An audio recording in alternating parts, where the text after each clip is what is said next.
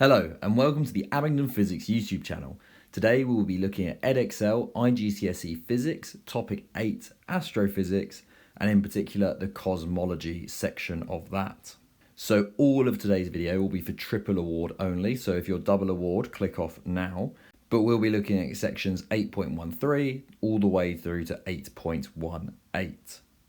So spec point 8.13 states, describe the past evolution of the universe and the main arguments in favour of the Big Bang theory.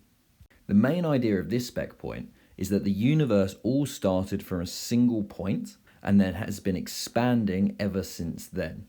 And the two main pieces of evidence for this are cosmic microwave background radiation, or CMBR for short, and that there is a red shift of distant galaxies.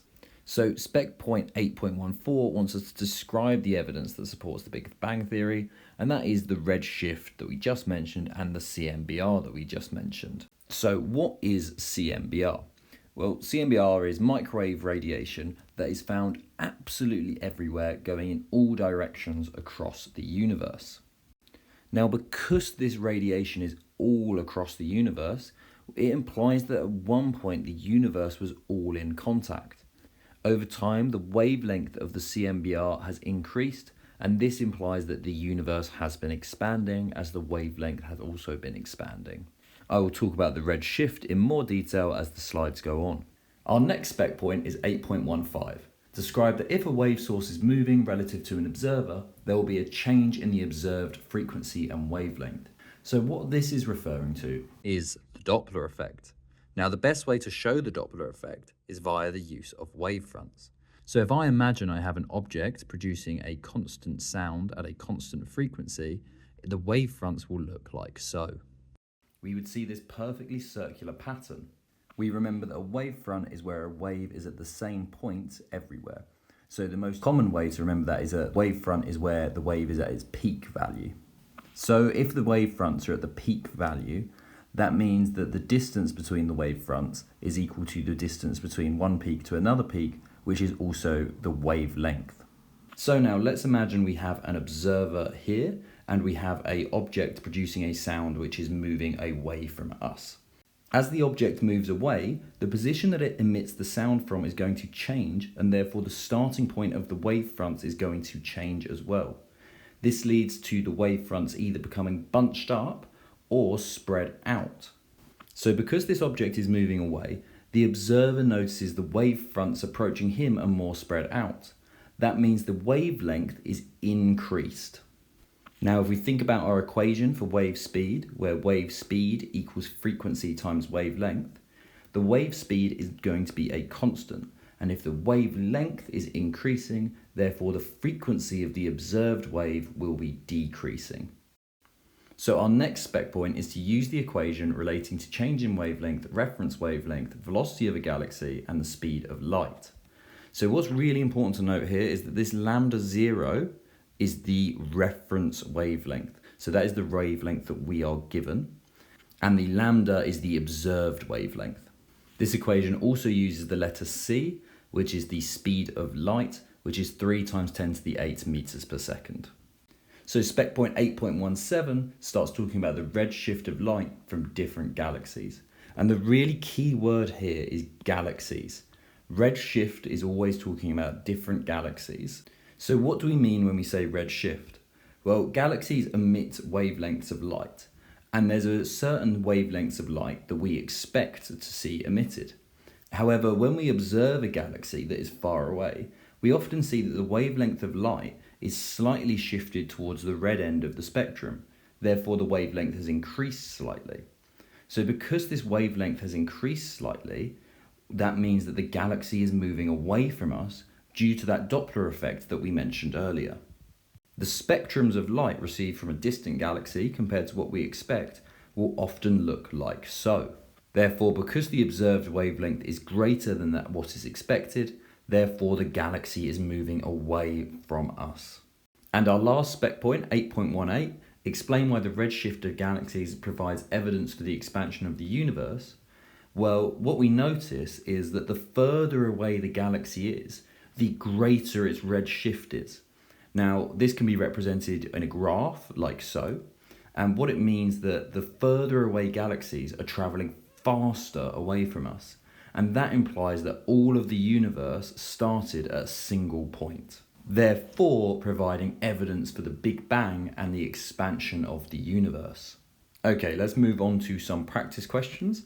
And we have the universe began with an event known as the Big Bang. Describe how the size and temperature of the universe have changed since the Big Bang. Well, the universe has expanded and it has got cooler. And if we check our mark scheme, that is exactly what it says. It says the universe is expanding and the universe is cooling. So our next question is to discuss two pieces of evidence that support the Big Bang theory. So I'm going to split this into two sections, and I'm going to talk about CMBR and I'm going to talk about redshift. But first, let's talk about CMBR. So CMBR is cosmic microwave background radiation that is present all around us. The fact that it is present all around us implies that all of the universe was in contact long ago. The wavelength of that CMBR has also increased over time, and this implies that the universe is expanding. So if we check our answer compared to the mark scheme, we have an identification of cosmic microwave background radiation. CMBR appears to be the same in all directions or is everywhere, which implies the universe was in contact a long time ago. We also have the fact that the wavelength has increased as the universe has expanded, and then there's another marking point that the universe was significantly hotter long ago. So now let's tackle the redshift aspect of this question. So if a galaxy has redshift, it means it is traveling away from us. And the further away galaxies have greater redshifts and therefore are traveling away from us faster. So galaxies are moving away from each other, and this moving away from each other of galaxies implies the universe is expanding, which means a long time ago it was all in contact at a single point, therefore providing evidence for the Big Bang theory. And if we check our mark scheme, we see that this is exactly what the mark scheme says. So there is an identification of redshift of galaxies, and it's really important to note again that word galaxies is in bold, so we need to use galaxy to get the mark. So the further the galaxy is from Earth, the greater the redshift. Larger redshift means faster movement of galaxies. The further away, the faster the galaxy moves. Therefore, galaxies are moving apart from each other implies expansion from a single point since the Big Bang. So now let's get into a bit more of a mathematical based question, and it's about redshift. So light from each part of the star arrives at Earth. So as the stars move in their orbit, the wavelength of light observed at Earth changes due to the Doppler effect. Add an X to the diagram to show the position of star B when the light emitted from it shows maximum redshift when detected on Earth. Well, this is going to be when star B is moving in the complete opposite direction compared to Earth. So it's going to be at this point here. And as we can see by the mark scheme, we place an X at the 3 o'clock position, and that gives us the correct answer. So now we move on to light is received on Earth from a distant galaxy. The longest wavelength of light arriving at Earth from the galaxy is 561 nanometers, being very careful that it says nanometers. A lamp on Earth produces the same light with a wavelength of 550 nanometers. Calculate the change of velocity of the galaxy. Well, the first thing we need to do is write down our equation. So we have the observed wavelength minus the original wavelength over the original wavelength equals the velocity of the galaxy over the speed of light. What we can then do is plug our numbers into this equation, and it should look like so. This can therefore be rearranged by timesing both sides of the equation by 3 times 10 to the 8.